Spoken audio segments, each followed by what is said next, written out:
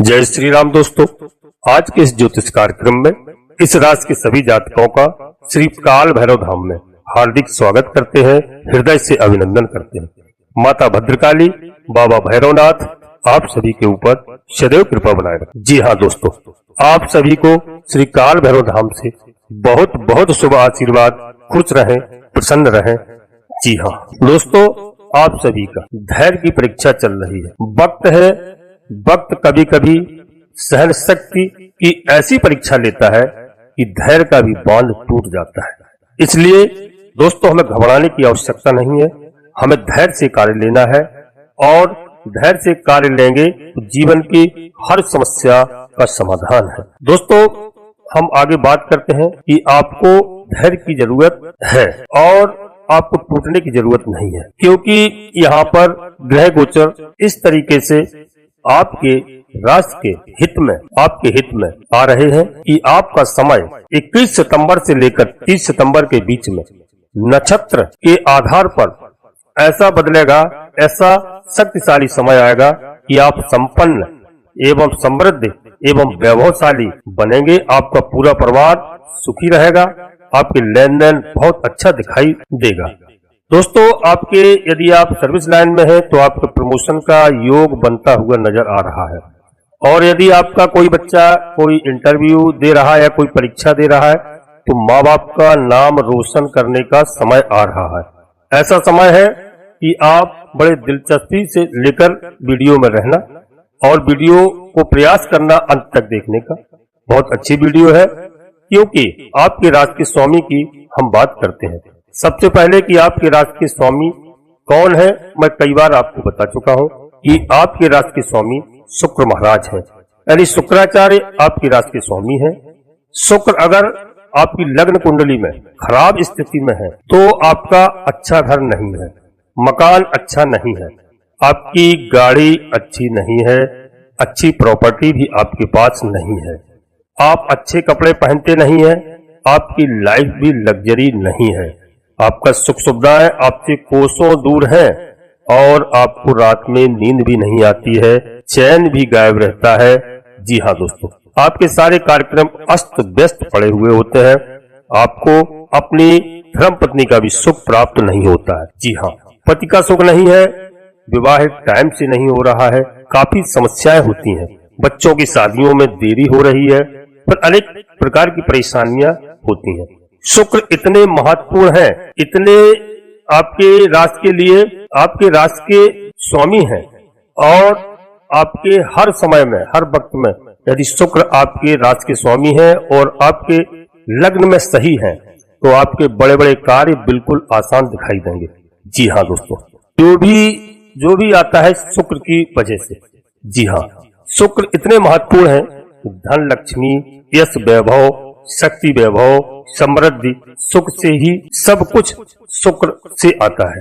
तो दोस्तों, आपको समझना है, वीडियो बहुत ही महत्वपूर्ण है, और यह जो शुक्र है यह स्वाति नक्षत्र में गोचर करेंगे। यह कब से गोचर करेंगे दोस्तों? 23 तारीख से गोचर करेंगे, और हम आपको आगे और भी बताएंगे कि दूसरा पॉइंट है 21 तारीख, तो मैं इसके बारे में ही बताऊंगा। वीडियो बहुत ही रोचक है। यह शुक्र स्वाति नक्षत्र में, नक्षत्र किसका है यह स्वाति नक्षत्र, यह भी आपको बता दें। स्वाति नक्षत्र मित्रों राहु का नक्षत्र है, लेकिन स्वाति नक्षत्र की राशि कौन सी है? स्वाति नक्षत्र की राशि है आपकी राशि, और वर्तमान में शुक्र महाराज कहाँ पर विराजमान है? आपकी राशि में बैठे हैं, यानी शुक्र आपकी राशि में बैठे हुए हैं। दोस्तों, यहाँ पर कंडीशन क्या है, साथ में ऐसा क्यों कह रहा हूँ? क्योंकि राहु के नक्षत्र में बैठना यानी कि स्वामी तो राहु है ना, आप अपने घर में बैठे हैं।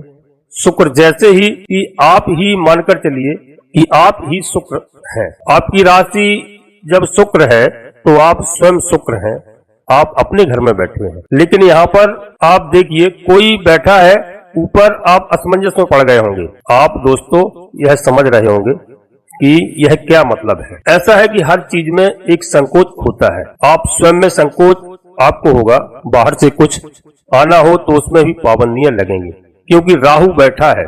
अब आपको क्या करना है, यहाँ पर आपको समझने की जरूरत है। दोस्तों राशि में अच्छा तो बैठा है, मैं कह रहा हूं आपसे कि 99% लोगों से आपको आगे निकल जाना है, यह सच है। बस एक ही काम आपको करना है, वह कार्य बहुत ही महत्वपूर्ण है। जी हाँ, और बहुत छोटा सा कार्य है, आपके लिए कोई बड़ा कार्य नहीं है। यदि आपने हमारी यह बात मान ली, वो इस कार्य को कर लिया, समझ लीजिए आप माला माल हो गए, आपकी सारी समस्याएं अतिशीघ्र दूर होंगी। वह कार्य क्या है उसके बारे में हम आपको बताते हैं। इससे पहले हम आपसे एक छोटा सा अनुरोध करते हैं कि आप यदि श्री काल भैरव धाम चैनल में पहली बार आए हैं तो चैनल को सब्सक्राइब अवश्य कर लीजिए और एक छोटा सा प्यारा सा लाइक अवश्य करें, जिससे क्या है हमारा मनोबल बढ़ता है। यह पूर्णतया निःशुल्क है और कमेंट्स बॉक्स में पूरी भक्ति भाव के साथ अपने इष्ट देवता का नाम, इसके बाद अपनी कुलदेवी को याद करो, अपनी कुलदेवी का नाम, अपनी कुलदेवता का नाम, इसके बाद माता भद्रकाली कृपा करो, बाबा भैरवनाथ कृपा करो, बाबा बजरंगबली कृपा करो, शनिदेव महाराज कृपा करो, सूर्यदेव भगवान कृपा करो। जो भी देव आपको प्रिय लगे, आप जिनको मानते हो, जिनके उपासक हो, उनको एक बार नहीं कम से कम 3 बार अवश्य लिखें। और कुलदेवी कुलदेवता को तो आपको याद करना ही है। जी हाँ दोस्तों, हम विश्वास के साथ कहते हैं कि आपके सारे मनोरथ पूर्ण होंगे। अब आपको क्या करना है, आप ध्यान से सुनिए। इसके बाद मैं लास्ट में आपको एक छोटा सा मंत्र बताऊंगा। यदि आपने उस मंत्र को 11 बार या 111 बार जाप कर लिया, मैं गारंटी के साथ कहते हैं कि आपके घर से, परिवार में जो भी नकारात्मक शक्तियां हैं वह कोसों दूर भाग जाएंगी। यह वह मंत्र है। जी हाँ, अब हम आगे आपसे बात करते हैं कि आपको क्या कार्य करना है। दोस्तों यहाँ पर आपको सर्वप्रथम अपनी माता का सम्मान करना है। प्रथम प्रातः काल उठ के माता को प्रणाम करना है, माता का आशीर्वाद प्राप्त करना है। जी हाँ, और दोस्तों महिलाओं का सम्मान यदि आप करेंगे तो शुक्र ठीक हो जाएंगे। शुक्र के माध्यम से अगर फल प्राप्त करना चाहते हैं तो आपको शुक्र से माध्यम से फल, सुख, समृद्धि, पैसा, लग्जरी लाइफ यदि आप चाहते हैं, सबसे पहले आप अपनी माता का सम्मान, अपनी धर्म पत्नी का सम्मान करिए एवं बहनों बेटियों का सम्मान करिए। आस पड़ोस में जो भी महिलाएं हैं, आपसे बड़ी हो अन्यथा छोटी हो, आप उनका सम्मान करिए। यदि आप स्त्री जाति का सम्मान करना जिस दिन से प्रारंभ कर देंगे, आपका शुक्र इतना मजबूत हो जाएगा कि आपने सोचा भी नहीं होगा। हम लोग महिलाओं का अनादर करते हैं और यहीं पर हमारी स्थिति खराब हो जाती है। आप शुक्र के प्रधान व्यक्ति हैं, क्योंकि इस राशि के सभी जातकों का स्वामी शुक्र है। चाहे आप पुरुष हो या स्त्री हो, आपको सम्मान करना चाहिए। यदि आप एक स्त्री है और स्त्री होकर स्त्री का सम्मान करिए। कई बार दोस्तों ऐसा होता है कि हम लोग तो स्त्रियों का सम्मान नहीं करते हैं और स्त्रियों को अपना एक तरह से बहुत छोटा समझते हैं। और दोस्तों स्त्री यदि आप जात हैं तो ज्यादातर आप स्त्रियों को देख करके आपको ईर्ष्या एवं जलन होती है। वह आपको बिल्कुल नहीं करना है। आप पहले चले जाइए 20-30 साल 40 साल पहले, तो आप देखिए कि माताओं का, बुजुर्गों का कितना सम्मान होता है। कोई भी बहू होती थी अपने सास के और सास के सबके पैर दबाकर ही सोती थी, इतना सम्मान देते थे। उस समय घर में सुख शांति रहती थी, कलेश भी नहीं होता था। तो आप जितना सम्मान करेंगे उतना आपके लिए अच्छा होगा। पुरुषों को तो करना ही है, बल्कि मैं यहाँ पर यह भी कहूंगा कि आपको अगर समृद्धि चाहिए, पैसा चाहिए, धन दौलत चाहिए, आपको नौकरी में सफलता चाहिए या कोई इंटरव्यू आपको निकालना है, इंटरव्यू में आप चाहते हैं कि हमारा सिलेक्शन हो जाए, कहीं से भी पैसा आए, जी हाँ, तो आप समझ लीजिए कि आपको सबसे पहले माताओं का, बहनों का, सबका सम्मान करना है। जी हाँ, क्योंकि यदि आप इतना करते हैं तो समझ लीजिए आपका समय अति शीघ्र बदल जाएगा। दोस्तों कहाँ से पैसा आएगा? पैसा राहु बैठा है ना, राहु के नक्षत्र में आप स्वाति नक्षत्र में हैं, शुक्र महाराज कहाँ से होगा? नक्षत्र के आधार पर।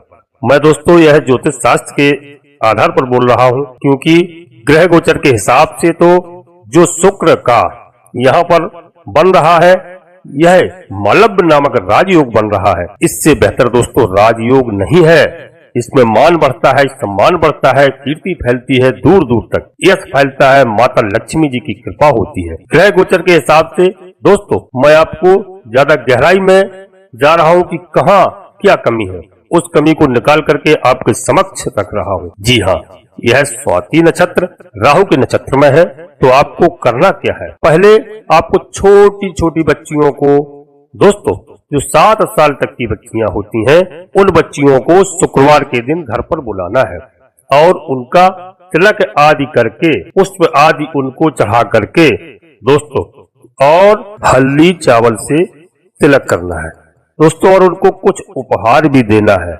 फिर क्या करना है, केसर डाल करके आप खीर बनाइए और उन कन्याओं को देवी स्वरूप मान करके उनके चरण स्पर्श करिए और अपने सामर्थ्य के अनुसार उनको दान दक्षिणा दीजिए।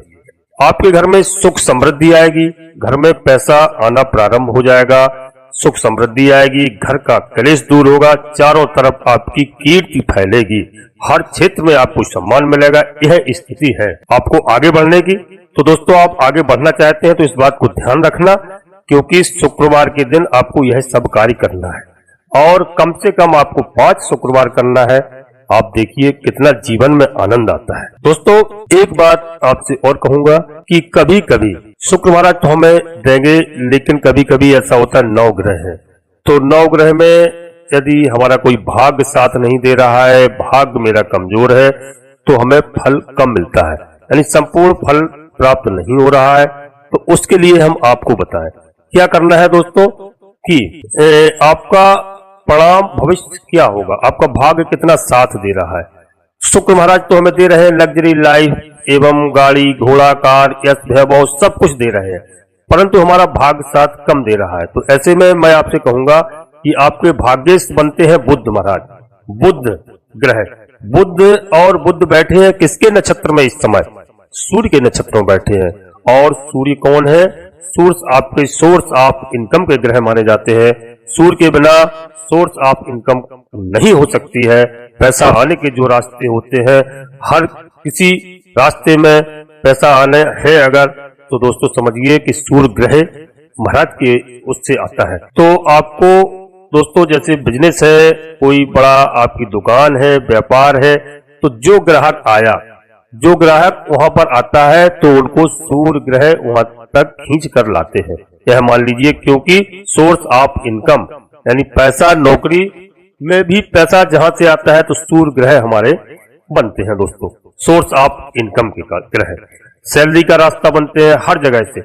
तो समझ लेना है आपको कि इनकम का ग्रह है सूर्य, उसी के नक्षत्र में जाकर के भाग्येश बैठा है, यानी कि भाग्येश होकर के लाभेश के नक्षत्र में बैठने का मतलब यह है सीधा सा कि पैसा आने का रास्ता को प्रशस्त करेंगे यह। लेकिन ध्यान रखना है सूर्य द्वादश है, यानी केतु भी यहाँ पर बैठे हैं, और जब भाग्येश यहाँ से चले जाएंगे, अगर ये कन्या राशि में नहीं होते तो निर्भाग्य योग का निर्माण कर देते।